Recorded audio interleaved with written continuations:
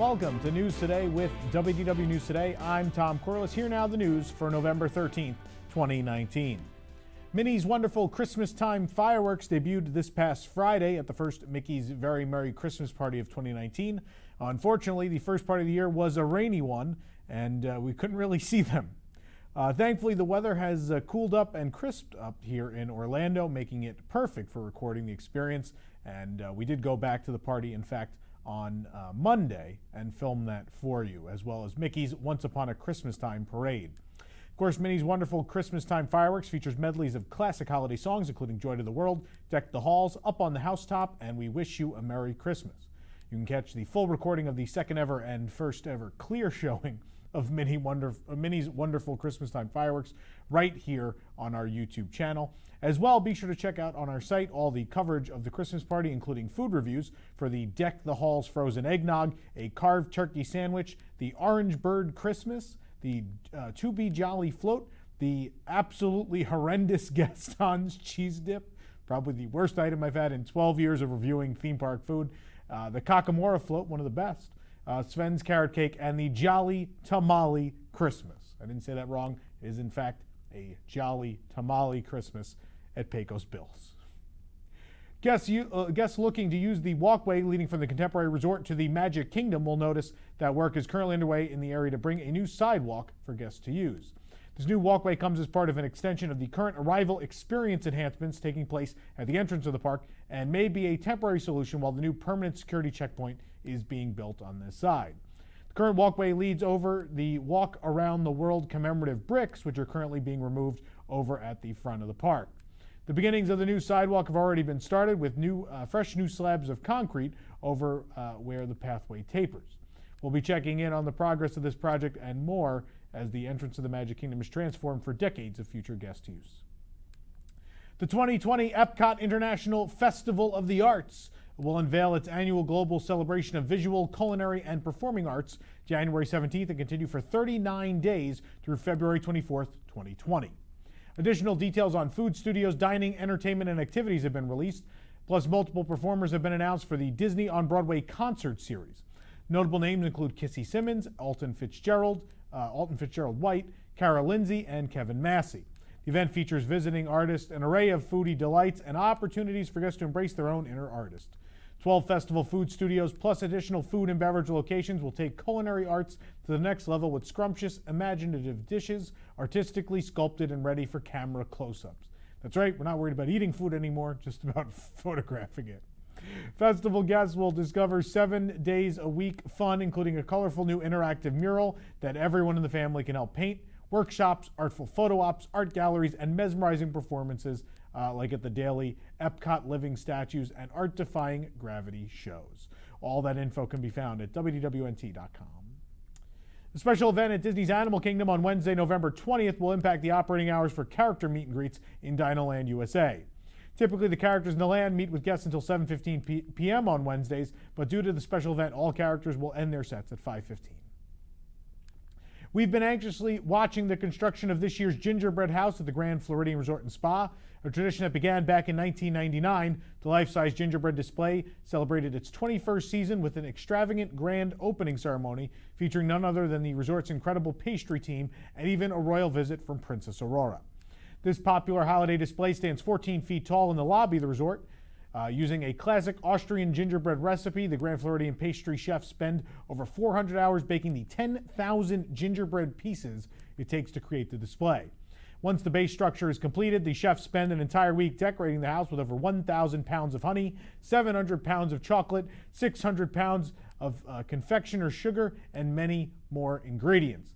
This year, the house features 21 hidden Mickeys in a celebration of the 21st season. A variety of sweet treats are available, including some vegan and gluten-free options as well. There's even a working chimney. How about that? You can watch the full opening ceremony as well as a tour of the house on wdwnt.com. 20th anniversary edition of the annual Beach Club Resort Holiday Gingerbread Carousel has arrived as well. Guests are greeted with the large chocolate and gingerbread creation when they enter the lobby for the Beach Club Resort. The theme of this year's creation is Peter Pan. On the backside of the carousel is a large poster board that features images from the Gingerbread Carousel's 20-year history. There are 4 horses on the carousel itself, representing Peter Pan, Mr. Smee, Wendy, and Tinkerbell, while an additional Captain Hook themed tour stands off to the side. Details on the carousel depict various Peter Pan characters as well as a cityscape of London. Disney's Wilderness Lodge got in on the fun as well with its first annual Christmas gingerbread cabin display featuring Humphrey the Bear. We've seen this whole thing go up in phases, from the attachment of the roof to the plywood base to the icing grout cemented in between each cookie shingle and brick. In the past, Wilderness Lodge only did a hot chocolate station for its guests. This year, the cabin sits on a raised pedestal covered in snow, showing Humphrey the Bear stringing Christmas lights across the front.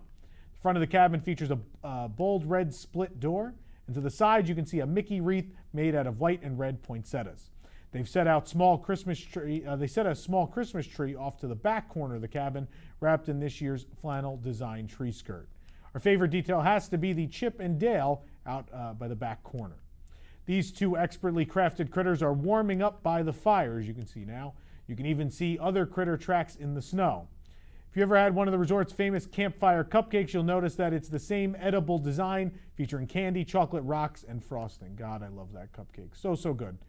This is great. I love that they're doing more of these. Hopefully more and more resorts get these gingerbread displays. They're a really fun, cute thing, and guests love them. Back in February, Ron John's Surf Shop announced that it would be opening up a new location at Disney Springs in late 2019. We now have an opening date and a list of the fun activities that will be held to kick off the grand opening. Disney Springs has announced that the Surf Shop will open on November 15, 2019. A special ribbon cutting ceremony will happen at 10 a.m., plus live music and giveaways from 6 to 8 p.m. Ron John Surf Shop also tweeted about their weekend-long celebration, posting a schedule of events. Giveaways, prizes, and live music will be a part of the celebration for guests in attendance. After 3 months of work, construction walls have finally come down at Disneyland's Tomorrowland entrance. As we previously reported, most of the famous quote-unquote French fry rocks framing the entrance have been removed in an effort to improve Disneyland's guest flow and walkways. The Tomorrowland marquee sign was also removed at this time. The new entrance is much more open with a large patch of grass for guests to play in. I don't know if that's going to remain. I'm sure a fence is going to go in. There are currently still remnants of the French fry walls to the left side of the entrance for now. The open pathways make foot traffic less congested, which is a big improvement for the park. Similar changes, of course, were also made at the Adventureland entrance earlier this year. Seems like the Rise of the Resistance attraction at Disneyland is getting some much-needed work done before its opening on January 17, 2020. While making our way through Batuu, we spotted these wooden plank construction walls up around the exterior of the attraction's queue with lights on within. While we cannot get a good look around these walls, we are guessing that Imagineers are hard at work on redoing part of the queue before the opening date in a couple months' time. At the entrance to the attraction, we saw a few cast members or Batuans standing guard. Training must be starting now as the opening day for the attraction on both coasts nears ever closer. Well, at least we hope so. Here's hoping that December 5th date is going to stick here in Florida. The holidays are in full swing at Disney California Adventure, and we have reviews of even more new holiday offerings for you, including the Peppermint Mickey Shake, Churro Shake, the Apple Fritter Bread, the Plant-Based Pumpkin Soup, Loaded Latkes, the Cocina Cucamonga Pork Tamale, Horchata Aqua Fresca, Caramelized Apple Cake, Hot Cocoa Marshmallow Macaron, the Mimosa Flight, a Pumpkin Spice Shake, a Planetarium Street Taco, Cheesy Corn Dog, and Cheesy Corn Fries. All those reviews are up at wdwnt.com for you to enjoy, along with seemingly dozens of food reviews we've done for all the new holiday offerings at Disneyland Park as well.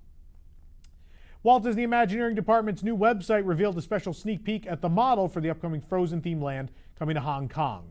In the model, we see the town of Arendelle with its many homes, tiny shops, and facades.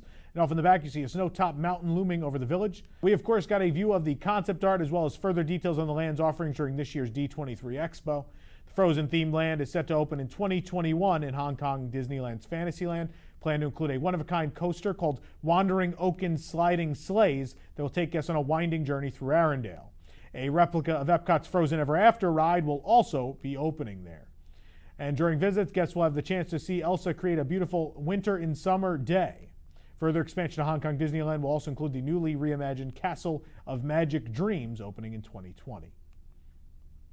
If you're one of the many Disney Plus subscribers who encountered issues yesterday morning upon attempting to log in or access the content library for the streaming service, you aren't alone. In fact, thousands of users and subscribers took to social media to voice their complaints regarding issues with the app and website. Despite attempting to log on using a secure connection, many were repeatedly faced with an error code of Wreck-It Ralph and Vanellope stating that there was an issue connecting to the Disney Plus server.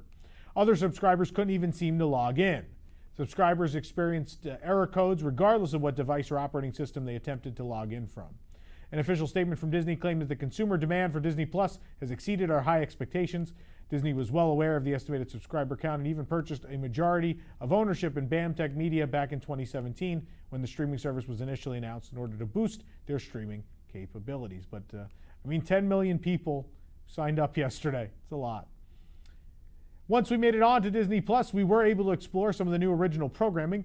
You can read reviews on our site of the Imagineering story, episode 1. Actually, there's also a video review and a video watch-along right here on YouTube. There's also reviews of Noelle, High School Musical, the series, the Pixar Spark Shorts, Float, the live-action Lady and the Tramp, Forky Asks a Question, Pixar in Real Life, and as well the highly anticipated and well-reviewed at this point Star Wars original series, The Mandalorian. It's all on our site, and there's plenty more Disney Plus content coming right here as part of WDWNT Plus Party on our YouTube channel. With the premiere of the first episode of the Imagineering story, Walt Disney Imagineering rolled out a newly redesigned website and logo. The logo features a stylized version of what Walt's signature actually looked like, plus Imagineering in big Art Deco lettering. Instead of Mickey, the only image on this is a set of retro stars. Much like the new series, the redesigned website features chronological information on the development of the Imagineering department within the Walt Disney Company, from its beginnings in Disneyland to the World's Fair, Walt Disney World, and the development of the international parks, as well as the Disney Cruise Line, along with more recent accomplishments like Pandora, the World of Avatar, and Star Wars Galaxy's Edge. Other sections of the site feature amazing inside looks at current and past projects. You can even get a glimpse into the process of creating an Imagineering project from blue sky to concept to feasibility, design, production, installation, and opening day. For more information on these stories and more, head on over to wdwnt.com. If you're enjoying the show, be sure to like this video, subscribe to WDW News Today on YouTube for more great content, and click the bell for notifications. For the worldwide leader in Disney Parks news, this is Tom Corliss saying enjoy the rest of your today and have a great, big, beautiful tomorrow. And I'm sure everyone's going back to watching Disney Plus now. So will I.